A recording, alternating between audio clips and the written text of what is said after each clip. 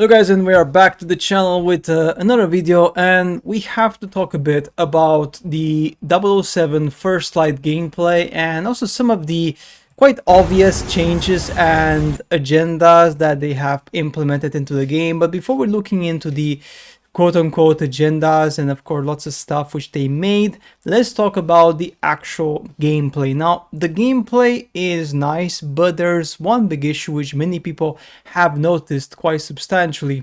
That is the crazy over-the-top motion blur that the game has right now, and also some substantial FPS drops. Now, provided of course the game is only coming in March 2026, so we are still quite a long way to go until then.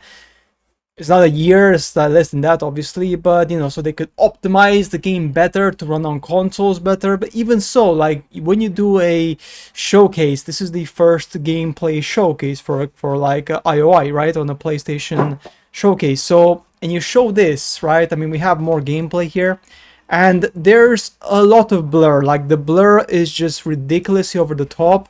I'm not sure if that's because they want to hide the frame rate dips potentially. I'm not sure, but like many people said the same thing. It's just distracting. Like sometimes when you fight and everything, it just feels like a mess. Like the gameplay is good, the gameplay, it feels great, and the gunplay, I mean the gunplay per se feels really nice. Almost feels like an Uncharted combined with Hitman, to be honest, which honestly I like. It's just the issue I see is that if they don't fix that jarring motion blur and the frame dips, people could be annoyed on launch. Like on launch they could really feel the damage, because when you buy a game, you pay like $70 or $80 for a deluxe version or whatever.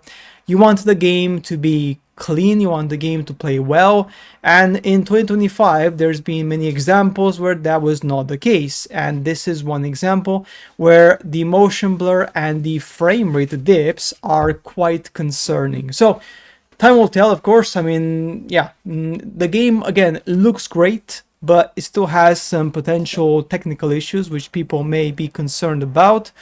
We shall see how that turns out. One of the other issues that many people have already noticed is the fact that 007, of course, they have a lot of the diversity cast forced into the characters, right? I mean, they've obviously made the main character white, but then all the other supporting casts, they are, as always, very, very simple-minded, like, I would say independent, strong female woman characters of like strong diversity, right? I mean, we've seen the tropes, right? And they're again repeating themselves again.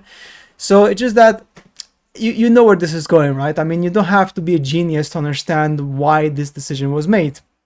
When this game was in development, it was at the height of the DEI investments and loans, and they had to hire DEI characters. That's just the way how it goes. It's as simple as that, right?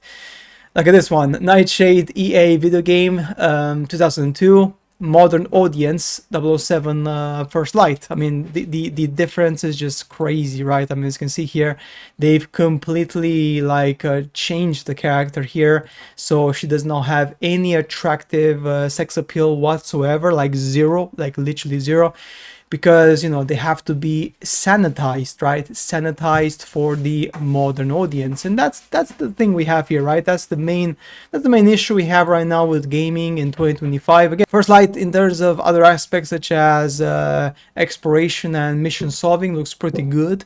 Honestly, I believe that the game could have a pretty strong launch, but they really have to hone in on the horrible motion blur, which is just disaster, to be honest.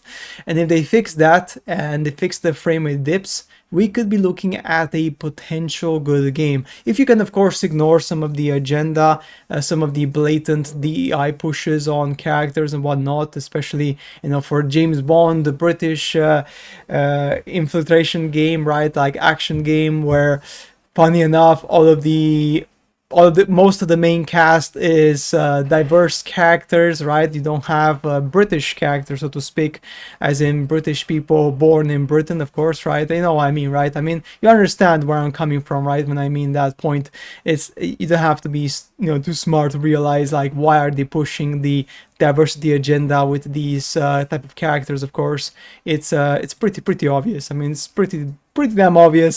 And again, we are just seeing here the repetition of what we saw in the agenda, right, in the game, to be honest.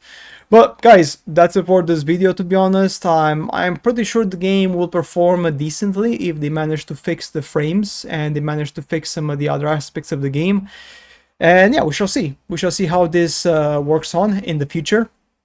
I have high hopes for this game. I mean, the game in general looks quite promising. So yeah, time will tell, guys. As always, thanks for watching, and of course, I shall see you later in the next videos. Bye.